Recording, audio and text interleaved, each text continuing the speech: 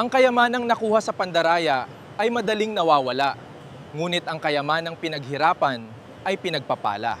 Ang mga nagnanais ng payapa at saganang pamumuhay, dila nila'y pigilan sa pagsasabi ng kasamaan. Ang anumang panlilinlang at madayang pananalita sa kanyang mga labi ay di dapat mamutawi. Sapagkat sa magandang balita ay ipinapakita kung paano itinutuwid ng Diyos ang kaugnayan ng tao sa Kanya. Ito ay sa pamamagitan ng pananampalataya buhat sa simula hanggang sa wakas. Ngunit higit sa lahat mga kapatid, huwag kayong manunumpa. Huwag ninyong sabihin, saksi ko ang langit o ang lupa o ang ano paman. Sapat nang sabihin ninyo, oo kung oo at hindi kung hindi. Ang mga bagay na panlangit ang isaisip ninyo, hindi ang mga bagay na panlupa. Sapagkat namatay na kayo at ang inyong buhay ay nakatago sa Diyos kasama ni Kristo. Huwag kayong makiayon sa takbo ng mundong ito.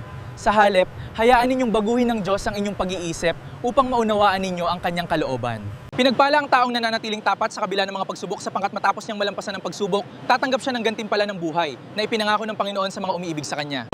Buong puso ang hangad kong sambahin ka't paglingkuran. Huwag mo akong hahayaang sa utos mo ay sumuway.